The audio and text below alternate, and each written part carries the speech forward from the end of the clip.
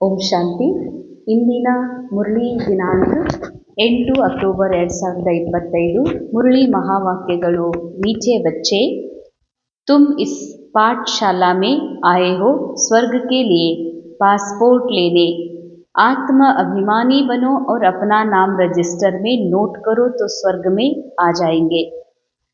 ಬಾಬಾ ಹೇಳ್ತಾರೆ, ಮಧುರ ಮಕ್ಕಳೇ, ತಾವು ಈ ಪಾಠಶಾಲೆಯಲ್ಲಿ ಬಂದಿದ್ದೀರಿ ಸ್ವರ್ಗದ ಪಾಸ್ಪೋರ್ಟ್ ಪಡೆಯೋದಕ್ಕಾಗಿ. ಆತ್ಮ ಅಭಿಮಾನಿಯಾಗ್ರಿ ಮತ್ತು ತಮ್ಮ ಹೆಸರನ್ನು ರಿಜಿಸ್ಟರ್ ಮಾಡ್ರಿ. ಇದರಿಂದ ತಾವು ಸ್ವರ್ಗದಲ್ಲಿ ಬರುತ್ತೀರಿ. ಸ್ವರ್ಗದ ಸೀಟನ್ನು ಬುಕ್ ಮಾಡೋದಕ್ಕಾಗಿ ತಾವು ಬಂದಿರಿ ಅಂತ ಹೇಳ್ತಾರೆ ಬಾಬಾ. ಸ್ವರ್ಗದ ಸೀಟ್ ಬುಕ್ ಮಾಡೋದು ಅರ್ಥಾತ್ ಆ ಸ್ವರ್ಗದಲ್ಲಿ ಹೋದ್ಮೇಲೆ ನಮಗೊಂದು ಸೀಟ್ ಸಿಗ್ತದ, ಸ್ಥೂಲ ಮಾತಲ್ಲ. ಸ್ವರ್ಗದ ಸ್ಥಿತಿ, ಆ ಹೈಯೆಸ್ಟ್ ಕಾನ್ಷಿಯಸ್ಸನ್ನು ಅನುಭವ ಮಾಡುವಂಥ ಒಂದು ಚಾನ್ಸ್ ತಮಗೆ ಈ ಪಾಠಶಾಲೆಯಲ್ಲಿ ಸಿಗ್ತದೆ. ಅದಕ್ಕಾಗಿ ಏನು ಬೇಕು ಅಂತಂದರೆ ಆತ್ಮ ಅಭಿಮಾನಿಗಳಾಗಬೇಕು ಅಂತ.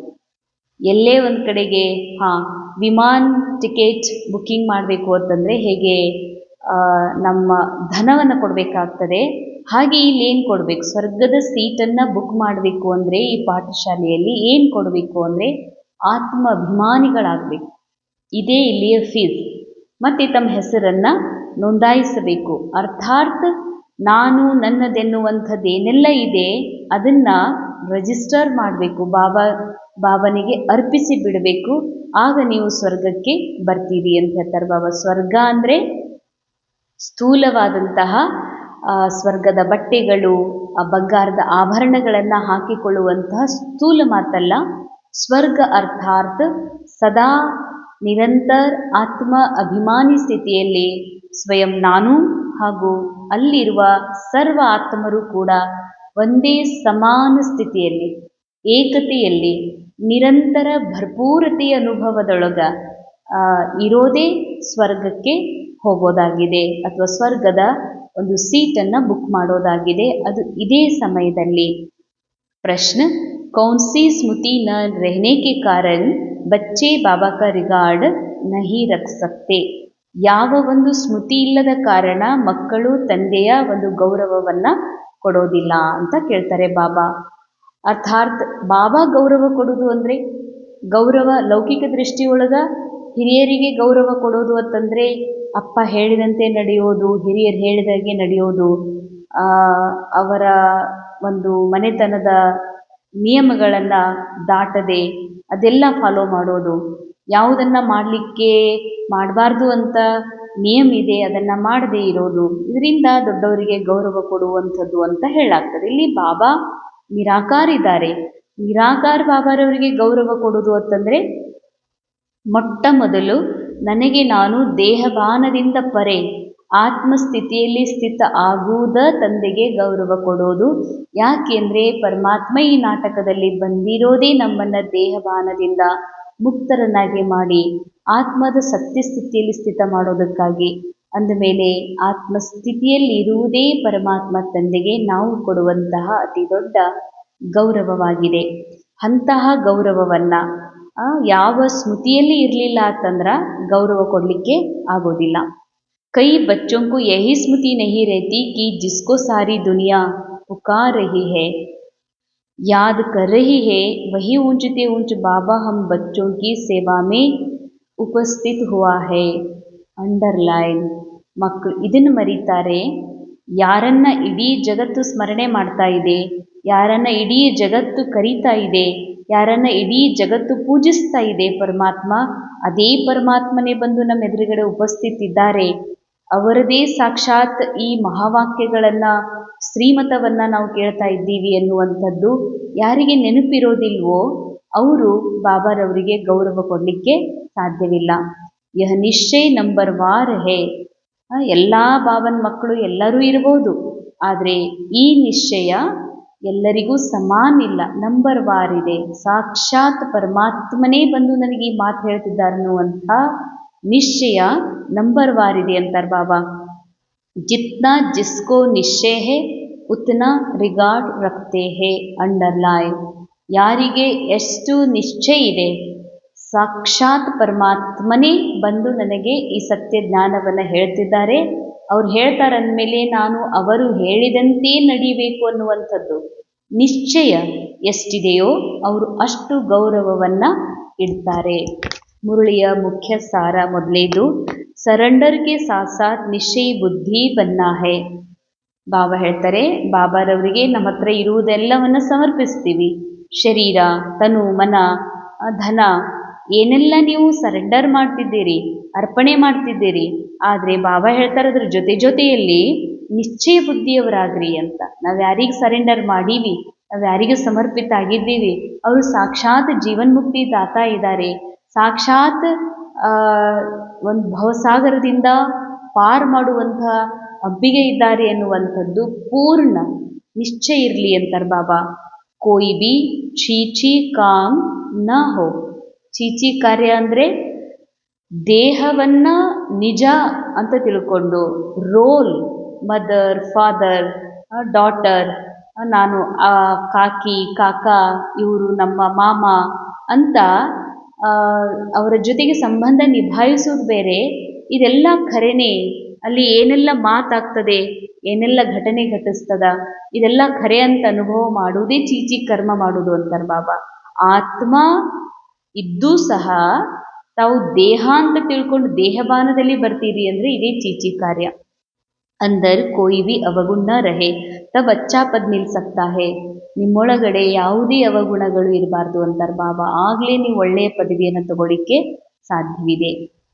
ಎರಡನೇ ಪಾಯಿಂಟ್, ज्ञान रत्नों का व्यापार करने के लिए बाबा जो अच्छी अच्छी पॉइंट सुनाते हैं उन्हें नोट करना है, फिर उन्हें याद करके दूसरों को सुनाना है, सदा अपनी उन्नति का ख्याल करना है. ಜ್ಞಾನ ರತ್ನಗಳ ವ್ಯಾಪಾರ ಮಾಡೋದಕ್ಕಾಗಿ ಯಾವ ಒಳ್ಳೊಳ್ಳೆ ಪಾಯಿಂಟ್ ಬಾಬಾ ಹೇಳಿದ್ದಾರೆ ಅದನ್ನು ಬೇರೆಯವರಿಗೂ ಕೂಡ ತಿಳಿಸ್ಕೊಡ್ಬೇಕಾಗಿದೆ.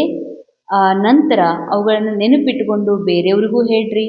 ತಮ್ಮ ಉನ್ನತಿ ಮಾಡುವ ವಿಚಾರ ಇರಲಿ. ಉನ್ನತಿ ಅರ್ಥಾತ್ ಆತ್ಮಿಕ ಅವಸ್ಥಾ ನಂದು ಕ್ಷಣ ಕ್ಷಣವೂ ಹೆಚ್ಚಿಸ್ಕೋಬೇಕು. ನನ್ನ ಸ್ಥಿತಿ, ನನ್ನ ಆತ್ಮನ ಸ್ಥಿತಿ ಪರಮಾತ್ಮನ ಸಮಾನ ಆಗಬೇಕು. ಇದೇ ವಿಚಾರ ತಮ್ಮೊಳಗ ನಡೀತಾ ಇರಲಿ. ವರದಾನ್, ಬಾಲಕ್ और मालिकपन की समानता द्वारा सर्व ಖಜಾನೋं में ಸಂಪನ್ನ ಭವ. ಬಾಲಕ ಹಾಗೂ ಮಾಲಿಕ್ಪನದ ಸಮಾನತೆಯ ಮೂಲಕ ಸರ್ವ ಖಜಾನೆಗಳಿಂದ ಸಂಪನ್ನರು ಆಗ್ರಿ. जैसे बालकपन का नशा सभी में है, ऐसे बालक सो मालिक अर्थात बाप समान संपन्न ಸ್ಥಿತಿ का ಅನುಭವ करो. ಬಾಬಾ ಹೇಳ್ತಾರೆ, ಬಾಲಕಪನದ ಅಂದರೆ ನಾವು ನಿರಾಕಾರ ಪರಮಾತ್ಮನ ಸಂತಾನ, ಬಾಲಕ್ ಇದ್ದೀವಿ, ಆತ್ಮ ಇದ್ದೀವಿ, ಭಾಯಿ ಇದ್ದೀವಿ ಅನ್ನುವಂಥ ಬಹಳ ನಶ ಇದೆ. ಅದೇ ರೀತಿಯಾಗಿ ಹೇಗೆ ನಾವು ಬಾಬನ್ಗೆ ಮಗುವಿದ್ದೀವಿ, ಮಕ್ಕಳಿದ್ದೀವಿ, ಬಾಲಕ್ಕಿದ್ದೀನಿ, ಹಾಗೆ ಬಾಬನ್ ಆಸ್ತಿಗೆ ನಾನು ಮಾಲಿಕ್ಕಿದ್ದೀನಿ. ಸಾಕಾರದಲ್ಲಿ ಈ ಒಂದು ಮನಬುದ್ಧಿ ಸಂಸ್ಕಾರಕ್ಕೂ ನಾನು ಮಾಲಿಕ್ಕಿದ್ದೀನಿ ಅನ್ನುವಂತಹ ಸಂಪನ್ನ ಸ್ಥಿತಿ ಅನುಭವ ಮಾಡ್ರಿ ಅಂತ. मालिकपन की विशेषता है, जितना ही मालिक उतना ही विश्व सेवाधारी के संस्कार सदा इमर्ज रूप में रहे. ಬಾಬಾ ಹೇಳ್ತಾರೆ, ಎಷ್ಟು ನಿಮಗೆ ಮಾಲೀಕತನದ ನಶ ಇದೆ ಅಷ್ಟೇ ವಿಶ್ವ ಸೇವಾಧಾರಿ. ಮಾಲಿಕ್ ಲೌಕಿಕದಲ್ಲೂ ಕೂಡ ಯಾರು ಮಾಲಿಕ್ ಆಗಿರ್ತಾರೆ, ನಿಜವಾದ ಒಳ್ಳೆಯ ಮಾಲಿಕ, ಅವರಿಗೆ ಎಲ್ಲರ ಬಗ್ಗೆ ಕಾಳಜಿ ಇರ್ತದ. ಎಲ್ಲರ ಉನ್ನತಿ, ಎಲ್ಲರ ಪ್ರಗತಿಯ ಬಗ್ಗೆ ವಿಶೇಷ ಕೇರ್ ಇರ್ತದೆ. ಹಾಗೆಯೇ ವಿಶ್ವ ಸೇವಾಧಾರಿ ಆಗೋದು ಅಂದರೆ ವಿಶ್ವದ ಸರ್ವ ಆತ್ಮರನ್ನ ದೇಹಭಾನದಿಂದ ಮುಕ್ತಗೊಳಿಸಿ ಅವರ ಮೂಲ ಸ್ಥಿತಿಗೆ ತರುವಂತಹ ವಿಶ್ವ ಸೇವಾ. ಮಾಲಿಕಪನ್ ಕಾ ನಶಾ ವಿಶ್ವ ಸೇವಾಧಾರಿ ಕಾ ನಶಾ ಸಮಾನ ರೂಪ ಮೇ ಹೋ. ನಾನು ಎಲ್ಲ ಸರ್ವ ಭಂಡಾರಕ್ಕೆ, ಬಾಬನ್ ಸರ್ವ ಆಸ್ತಿಗೆ ನಾ ಮಾಲಿಕ್ಕಿದ್ದೀನಿ, ಮನಬುದ್ಧಿ ಸಂಸ್ಕಾರಗಳಿಗೂ ನಾ ಮಾಲಿಕ್ಕಿದ್ದೀನಿ ಅನ್ನುವಂಥದ್ದು ಮತ್ತು ವಿಶ್ವ ಸೇವಾಧಾರಿ ಇವೆರಡೂ ಸಮಾನ ರೂಪದ ನಶ ಇರಲಿ ಅಂತಾರೆ ಬಾಬಾ. ಬಾಲಕ್ और मालिक दोनों स्वरूप सदा ही प्रत्यक्ष कर्म में आ जाए, तब बाप समान सर्व खजानों से संपन्न स्थिति का अनुभव कर सकेंगे. ಬಾಲಕ್ ಅರ್ಥಾತ್ ನಾ ಆತ್ಮ, ಮಾಲಿಕ್ ಅರ್ಥಾತ್ ನನ್ನೊಳಗಿನ ಸರ್ವ ಇಂದ್ರಿಯ ಮನಬುದ್ಧಿ ಸಂಸ್ಕಾರಗಳಿಗೂ ನಾನು ಮಾಲಕ್ಕಿದ್ದೀನಿ. ಮತ್ತು ಬಾಬನ್ ಪ್ರಾಪರ್ಟಿ ಅದು ನನ್ನ ಪ್ರಾಪರ್ಟಿ ಆಗಿರೋದ್ರಿಂದ ನಾನು ಅದಕ್ಕೂ ಮಾಲೀಕಿದ್ದೀನಿ. ಈ ಮಾಲಕ್ಪನ ಬಾಬಾ ಹೇಳ್ತಾರೆ ಮತ್ತು ಬಾಲಕ್ ಇವೆರಡೂ ಸ್ವರೂಪಗಳು ಪ್ರತ್ಯಕ್ಷ ಕರ್ಮದಲ್ಲಿ ಬರಬೇಕು ಅಂತಾರೆ ಬಾಬಾ. ಆಗ ಅಂದರೆ ಒಂದು ಕಡೆಗೆ ಮಾಲೀಕ್ತನದ ಎಷ್ಟು ನಶೆ ಇದೆಯೋ ಅಷ್ಟೇ ವಿಶ್ವ ಸೇವಾಧಾರಿ. ವಿಶ್ವ ಸೇವಾಧಾರಿಯು ಸಮಾನ ರೂಪದಲ್ಲಿದ್ದಾಗಲೇ ಸರ್ವ ಖಜಾನೆಗಳಿಂದ ಸಂಪನ್ನ ಸ್ಥಿತಿ ಅನುಭವ ಮಾಡಲಿಕ್ಕೆ ಸಾಧ್ಯ ಇದೆ. ಸ್ಲೋಗನ್: ज्ञान के अखूट खजानों के अधिकारी बनो तो अधीनता खत्म हो जाएगी. ಅಂಡರ್ಲೈನ್, ವಿಶೇಷ ಅಂಡರ್ಲೈನ್. ಜ್ಞಾನದ ಅಖೂಟ್ ಖಜಾನ ಯಾವುದು? ನಿರಾಕಾರ ಪರಮಾತ್ಮ ಸಾಕ್ಷಾತ್ ಈ ಸೃಷ್ಟಿ ನಾಟಕದಲ್ಲಿ ಸಾಕಾರದಲ್ಲಿ ಬಂದಿದ್ದಾರೆ ತಮ್ಮ ಜ್ಞಾನದ ಭಂಡಾರವನ್ನು ಮಕ್ಕಳಿಗೆ ಕೊಡೋದಕ್ಕಾಗಿ. ಈ ಜ್ಞಾನದ ಅಖೂಟ್ ಖಜಾನೆಗಳಿಗೆ ಅಧಿಕಾರಿಯಾಗ್ರಿ, ಅದನ್ನು ತಮ್ಮ ಸ್ವರೂಪದಲ್ಲಿ ತಗೊಂಡು ಬನ್ನಿರಿ, ಅದನ್ನು ಜ್ಞಾನದ ಧಾರಣಾಯುಕ್ತರಾಗ್ರಿ. ಆಗ ನಿಮ್ಮೆಲ್ಲ ಅಧೀನತೆ ಖತಮ್. ಯಾಕಂದರೆ ಎಲ್ಲ ಅಧೀನತೆ, ಎಲ್ಲ ಅಜ್ಞಾನದಿಂದ ಮುಕ್ತಿಗೆ ಕೇವಲ ಜ್ಞಾನವೇ ಆಧಾರ ಇದೆ. ನನ್ನ ಆತ್ಮ ಉನ್ನತಿಗೆ, ಪರಮಾತ್ಮನ ಪ್ರಾಪ್ತಿಗೆ, ಮಧುರ ಮಿಲನಕ್ಕೆ ಆಧಾರ ಜ್ಞಾನವೇ ಆಧಾರ ಇದೆ. ಎಲ್ಲ ಬಂಧನಗಳಿಂದ ಮುಕ್ತಿಗೆ ಒಂದೇ ಒಂದು ಆಧಾರ ಅಂದರೆ ಈ ಜ್ಞಾನ. ಅಂದ ಮೇಲೆ ಎಷ್ಟು ಲೈಟ್, ಎಷ್ಟು ನಾಲೆಡ್ಜ್ ನನಗೆ ಬರ್ತಾ ಹೋಗ್ತದೋ, ಅರಿವಾಗ್ತಾ ಹೋಗ್ತದೋ ಬುದ್ಧಿಗೆ, ಅಷ್ಟಷ್ಟು ಎಲ್ಲೆಲ್ಲಿ ಅಧೀನತೆ ಇದೆ ದೇಹಭಾನದೊಳಗ, ದೇಹದ ಸಂಸ್ಕಾರದಲ್ಲಿ, ದೇಹದ ಸಂಬಂಧಗಳಲ್ಲಿ, ದೇಹದ ಸಂಸಾರದಲ್ಲಿ ಎಷ್ಟು ಅಧೀನತೆ ಇದೆಯೋ, ಅದಕ್ಕೆ ಪ್ರಭಾವಿತ ಮನೋಸ್ಥಿತಿ ಇದೆಯೋ ಅದರಿಂದ ಮುಕ್ತ ಆಗಲಿಕ್ಕೆ ಸಾಧ್ಯ ಇದೆ. ಅವ್ಯಕ್ತಿಶಾರೆ ಸ್ವಯಂ ಹಾಗೂ ಸರ್ವರ ಪ್ರತಿ ಮನಸ್ಸಿನ ಮೂಲಕ ಯೋಗದ ಶಕ್ತಿಗಳ ಪ್ರಯೋಗವನ್ನು ಮಾಡ್ರಿ. ಜೈಸೆ ವಾಚಾ ಸೇವಾ ನ್ಯಾಚುರಲ್ ಹೋ ಗಯಿ ಹೈ ನಾ, ಐಸೆ ಮನ್ಸಾ ಸೇವಾ ಭಿ ಸಾಥ್ ಸಾಥ್ ಅವ್ರ ನ್ಯಾಚುರಲ್ ಹೋ.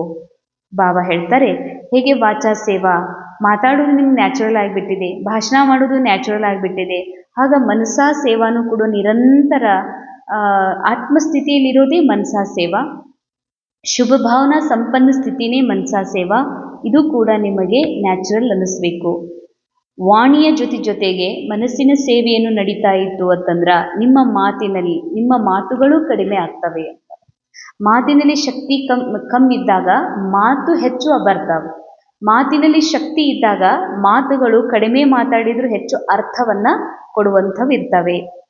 ಬೋಲ್ನೆ ಮೇ ಜೋ ಎನರ್ಜಿ ಲಗಾತೆ ಹೋ ವಹ ಮನಸಾ ಸೇವಾ ಸಹಯೋಗ ಕಾರಣ ವಾಣಿ ಕಿ ಎನರ್ಜಿ ಜಮಾ ಹೋಗಿ.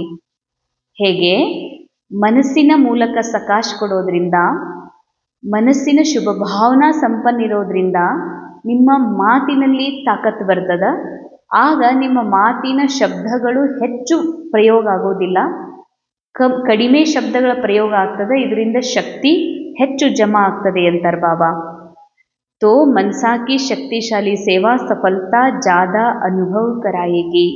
ಕಡಿಮೆ ಮಾತು ಹೆಚ್ಚು ಸಫಲತೆಯ ಒಂದು ಅನುಭವ ನಿಮಗೆ ಆಗ್ತದೆ. ಓಂ ಶಾಂತಿ.